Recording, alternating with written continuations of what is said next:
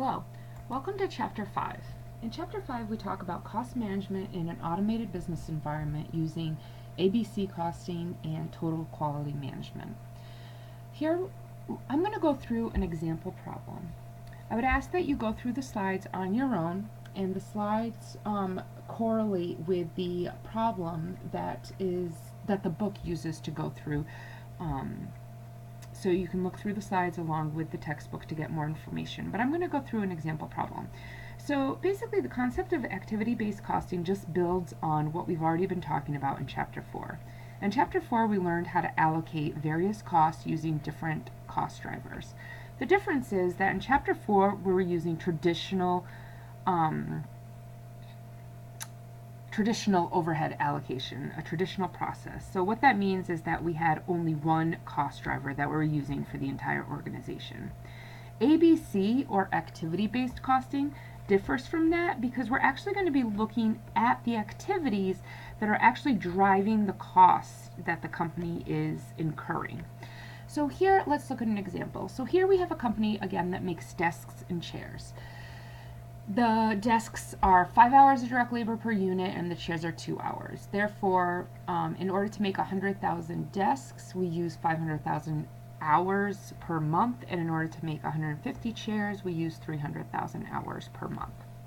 So the first part of the problem is to select the most appropriate allocation base, labor hours or units, and compute the amount of the materials handling costs that should be allocated to desks and the amounts that should be allocated to the chairs. So we also know that the company incurs $1,088,000 of material handling cost each month. So we can either allocate it by the number of units or the labor hours. What do you think would be the most appropriate way to allocate this? If you said labor hours, you would be correct. Here we can see that desks take significantly more time to put together than the chairs. They probably take more materials and handling those materials. If we base it off of number of units, desks would get a lower portion of that total cost. So if you remember how to do cost allocations, we're going to take our total overhead costs that we're allocating, which in this case is the 1088, and then we're going to look at our total, Then we're going to look at our total cost driver, which in this case is the total labor hours. So let's sum those up. 300,000 plus 500,000 gives us 800,000 total labor hours. So total cost driver, in this case is labor hours, is 800,000. When we take the 1 million divided by the 800,000, we get a rate per labor hour of $1.36. That means that we're going to allocate our overhead at $1.36 per labor hour. So if we're going to look at, sorry, let me just insert some rows here. Okay. If we're going to look at desks versus chairs,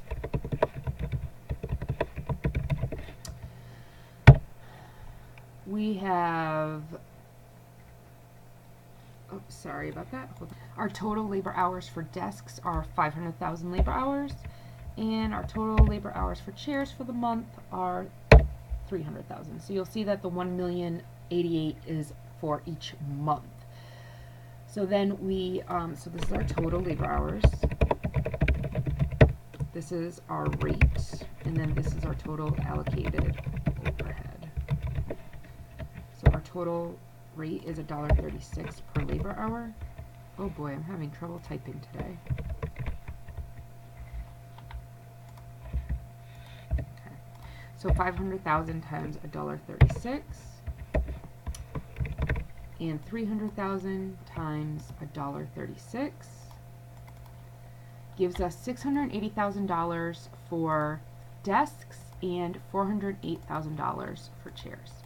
So if you add those up, it should equal the 1088. So this is how the costs are being allocated currently. Part B tells us that the company had a technological development which enabled them to automate the process for making discs. Okay, so here this is the traditional method that we did in chapter 4. This looks very familiar. Now we know that by installing robots, they were able to reduce the number of labor hours required to make one desk to 0.40. So now it only takes 40,000 labor hours to make 100,000 desks. But it still takes 300,000 labor hours to make 150,000 chairs. So we're going to assume that the amounts of material handling costs did not change. Now we're going to allocate the handling costs to desks and chairs using the reduced number of labor hours. So basically, we're going to be doing the same exact thing. Whoops. We need more rows here.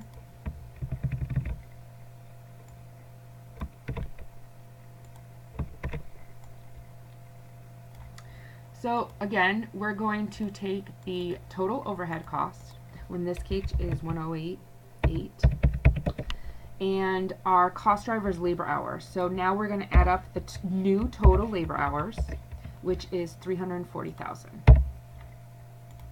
And we're going to come up with a new rate. 108.8 divided by 340,000 gives us a new rate of $3.20 per labor hour. So our total labor hours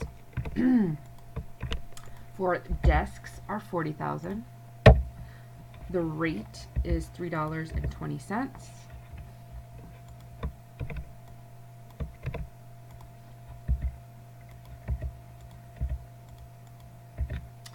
Therefore, our total allocation for desks is now $128,000, and our total allocation for chairs is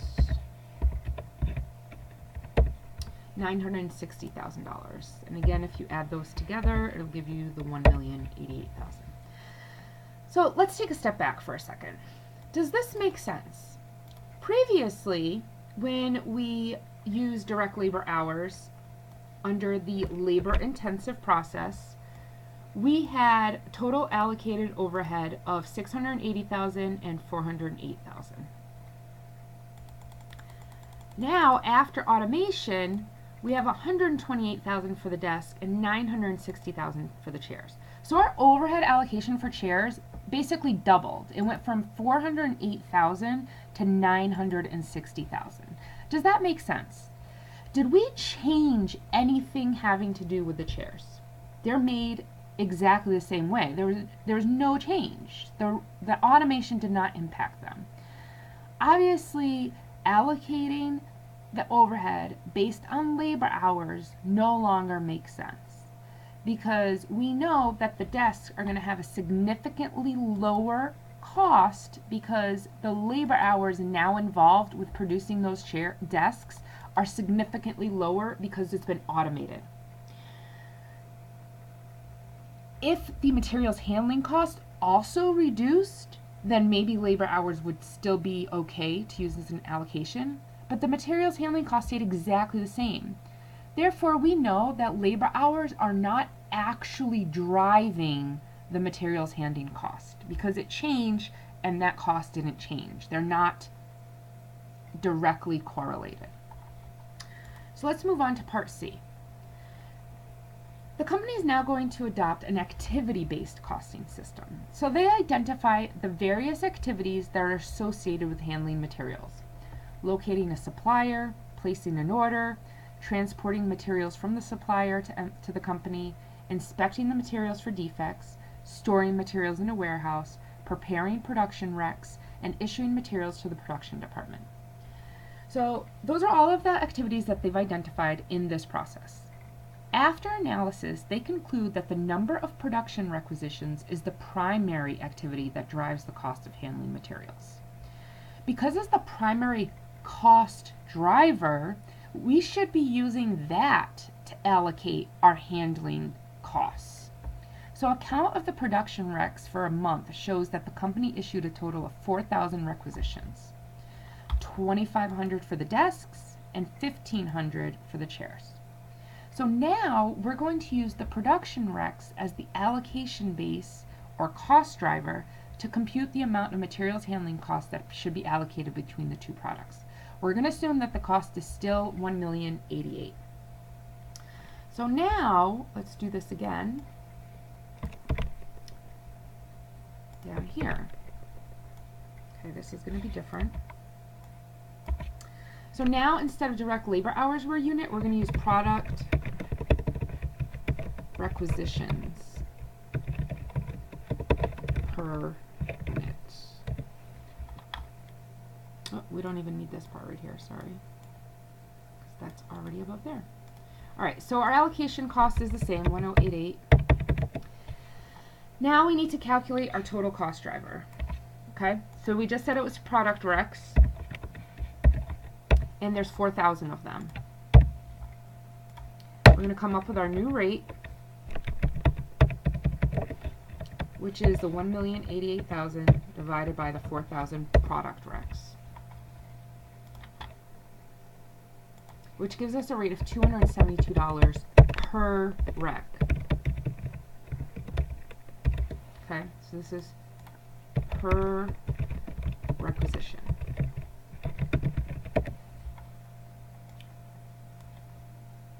So now we're going to do the total number of product recs. For desks is 2,500 and for chairs is 1,500 times our rate of 272 gives us a cost allocation of 680,000 for desks and 408,000 for chairs. So what do you think about this? Does this make sense? We've been able to identify the cost driver. The number of product requisitions is directly associated with what is driving the materials handling cost. Therefore, because desks have a higher amount of product recs, then it would make sense that the desks have a higher portion of that overhead allocation. Let's look at another problem to demonstrate how this process works. Whoops, a little too big.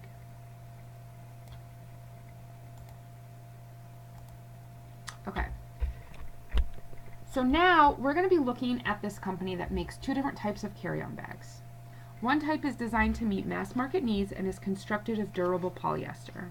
The other one is aimed at high-end customers and is made of genuine leather. Both bags require the same amount of direct labor.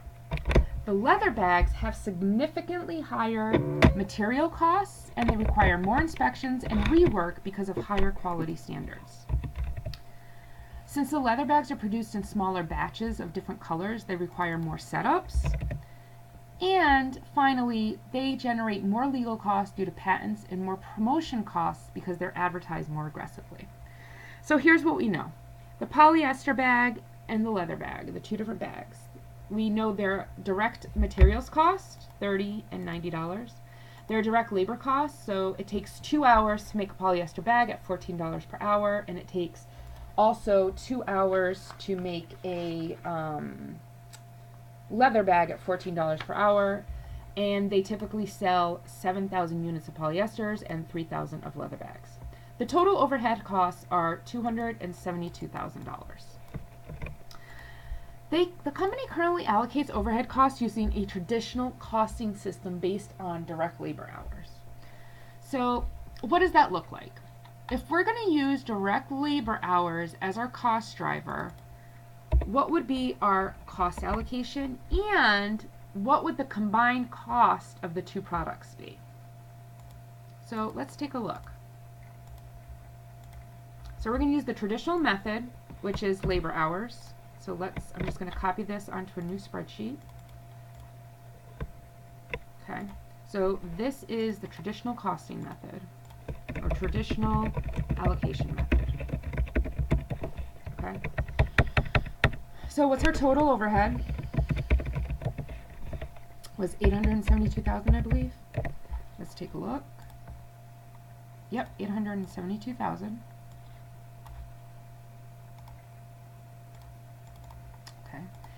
And if we're using labor hours, we're going to have to calculate that.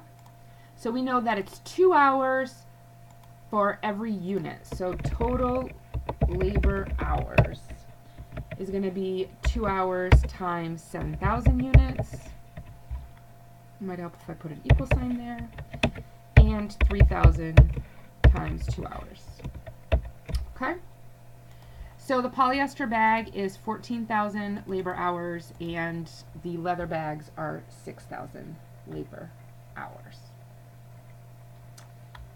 So now let's come up, so that's going to give us a total of 20,000 hours. Okay? So total cost driver, and in this case is labor hours, is 20,000. Therefore, our rate is equal to 82,000 divided by 20,000, which is $43.60 per direct labor hour. So let's look at what our total cost for each of these bags is. We have direct materials, we have direct labor, and then we have our allocated overhead. If you'll remember, our direct materials is $30 and our direct labor is $14. So for the polyester, it's $30 and $90 for the leather, and for labor, it's $14 for both. Okay, and overhead is being allocated at $43.60 per hour. Right? Okay. So we're going to take $30 times the number of units, which is 7,000. $14 times 7,000. And here it's based on the number of hours, so it's going to be 14 times 43.60. And we're going to get a total cost of